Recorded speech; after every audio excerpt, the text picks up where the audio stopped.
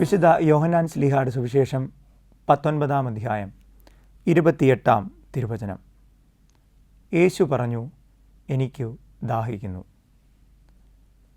ചുട്ടുപഴുക്കുന്ന വേനലിൻ്റെ കാഠിന്യത്തിൽ സൂര്യൻ തലയ്ക്ക് മുകളിൽ കത്തി നിൽക്കുമ്പോൾ ഒരു മഴ പെയ്തിരുന്നുവെങ്കിൽ എന്ന് നാം ആശിച്ചു പോകാറില്ലേ? വേനലിൻ്റെ കാഠിന്യത്തിൽ നമ്മുടെ ഹൃദയം ഒരു പുതുമഴയ്ക്കായി കൊതിക്കുന്നുണ്ട്. ഇതാ, കുരിശിലെ മൊഴികൾ നമ്മെ ഒരു ദാഹത്തിലേക്ക് നയിക്കുന്നു. ഈ വലിയ നോമ്പുകാലം ഒരു ദാഹത്തിൻ്റെ കഥയിലേക്ക് നമ്മെ ക്ഷണിക്കുന്നുണ്ട്. കുരിശിൻ്റെ മുകളിൽ നിന്ന് 2 വാക്കുകൾ നാം കേൾക്കുന്നു: എനിക്ക് ദാഹിക്കുന്നു. ഇതൊരു വെളിപ്പെടുത്തലാണ്, സ്വർഗത്തിൻ്റെ ഒരു വെളിപ്പെടുത്തൽ. സ്വർഗത്തിൽ നിന്ന് ഭൂമിയിലേക്ക് ഇറങ്ങി വന്ന ദൈവപുത്രൻ, അവൻ ദൈവം മാത്രമായിരുന്നില്ല, അവൻ പൂർണ്ണ മനുഷ്യനുമായിരുന്നു. ഉൽപ്പത്തിയുടെ പുസ്തകം 21-ാം അധ്യായത്തിൽ ഹാഗാർ തൻ്റെ മകനോടൊപ്പം പലായനം ചെയ്യുമ്പോൾ, തൻ്റെ കൈവശമുണ്ടായിരുന്ന ജലം തീർന്നു പോകുമ്പോൾ ദൈവത്തോട് നിലവിളിക്കുന്നുണ്ട്.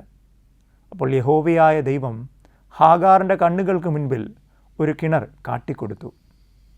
ഇതാ, സ്വർഗത്തിലെ പിതാവായ ദൈവത്തിൻ്റെ പുത്രൻ കുരിശിൽ കിടന്നുകൊണ്ട് ദാഹാർത്ഥനായി അല്പം ജലത്തിനു വേണ്ടി എനിക്ക് ദാഹിക്കുന്നുവെന്ന് കൊതിച്ചുകൊണ്ട് നിലവിളിച്ചപ്പോൾ ആ പുത്രൻ്റെ മുൻപിൽ ഒരു കിണറും അവിടുന്ന് കാട്ടിക്കൊടുത്തില്ല. മറിച്ച് കയ്പ് നീർ അവൻ്റെ മുൻപിലേക്ക് വെച്ച് നീട്ടപ്പെട്ടിരുന്നു. ന്യായാധിപന്മാരുടെ പുസ്തകം 15-ാം അധ്യായം 18-ാം വാക്യത്തിൽ സാംസൺ യുദ്ധത്തിനു ശേഷം മടങ്ങി വരുമ്പോൾ ദൈവത്തോട് നിലവിളിക്കുന്നുണ്ട്, എനിക്ക് ദാഹിക്കുന്നു. ദൈവമായ കർത്താവ് പാറ പിളർന്ന് സാംസണ് ജലം നൽകി. ഇവിടെ കുരിശിൽ ദൈവപുത്രൻ നിലവിളിക്കുമ്പോൾ അവൻ പാറയായി പിളർക്കപ്പെടുന്നു, പക്ഷേ അവൻ്റെ ദാഹത്തിന് ശമനം ലഭിക്കുന്നില്ല. സഭാപിതാക്കന്മാർ ഈ ദാഹത്തെ അല്പം കൂടി ഗൗരവത്തോടെ ചിന്തിച്ചു. പുണ്യവാനായ വിശുദ്ധ ജോൺ ക്രിസോസ്റ്റം യേശുവിൻ്റെ ഈ ദാഹത്തെ ആഴമേറിയ ഒരു ആത്മീയ ചിന്തയുമായി ബന്ധപ്പെടുത്തുന്നു. വിശുദ്ധ ജോൺ ക്രിസോസ്റ്റം പറയുന്നു, യേശുവിൻ്റെ ഈ ദാഹം മനുഷ്യരക്ഷയ്ക്കു വേണ്ടിയുള്ള ദാഹമാണ്. അവിടുന്ന് ദാഹിച്ചത് മനുഷ്യൻ രക്ഷിക്കപ്പെടുവാൻ വേണ്ടിയാണ്. സ്നേഹമുള്ളവരെ, ഈ നോമ്പുകാലം നമ്മെ ഈ ദാഹത്തിലേക്ക് ക്ഷണിക്കുന്നുണ്ട്. എത്രയധികം ജീവിതത്തിൽ നെട്ടോട്ടമോടുന്നവരാണ് നമ്മൾ നിരന്തരം ജീവിതത്തിൽ പല കാര്യങ്ങൾക്കും വേണ്ടിയും പലതിൻ്റെ പിന്നാലെയും നെട്ടോട്ടമോടുന്നു. പക്ഷേ അവയൊന്നും നമ്മുടെ ദാഹത്തെ ശമിപ്പിക്കുന്നില്ല. നാം കൂടുതൽ ദാഹാർത്തരായി പലതിൻ്റെയും പിന്നിൽ പലതിനെയും പരതി നടക്കുന്നു. ഒന്നോർത്തു നോക്കുക, നമ്മുടെ ജീവിത വഴിയിൽ ചില തകർച്ചകൾ നമ്മെ തളർത്തുന്നുണ്ട്. ഈ തളർച്ചകൾക്ക് ഒരു പരിഹാരം തേടി നാം എത്രയധികം യാത്ര ചെയ്യുന്നുണ്ട്. പരിഹാരം നമുക്ക് ലഭിക്കുന്നില്ല. ഒന്നോർത്തു നോക്കുക, നമ്മുടെ ജീവിത വഴിയിൽ ജീവിതത്തിൽ വിജയിക്കുവാൻ വേണ്ടി പല പരിശ്രമങ്ങളും നാം നടത്തുന്നുണ്ട്. അവയൊന്നും വിജയത്തിൽ നമ്മെ എത്തിക്കുന്നില്ല. കൂടുതൽ നിരാശയിലേക്ക് നമ്മെ ചവിട്ടിത്താഴ്ത്തുന്നു.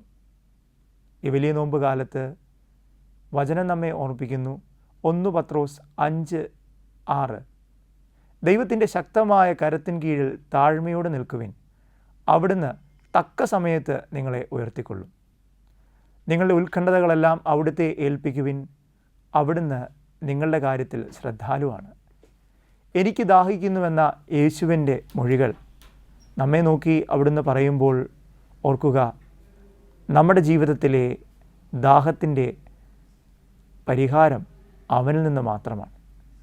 ജീവജലത്തിൻ്റെ അരുവികൾ അവനിൽ നിന്നൊഴുകുന്നു.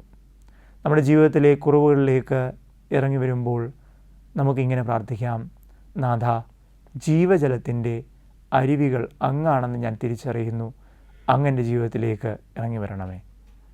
ഈ വലിയ നോമ്പുകാലം ഈ വലിയ ക്ഷണം നമുക്ക് നൽകുന്നുണ്ട്.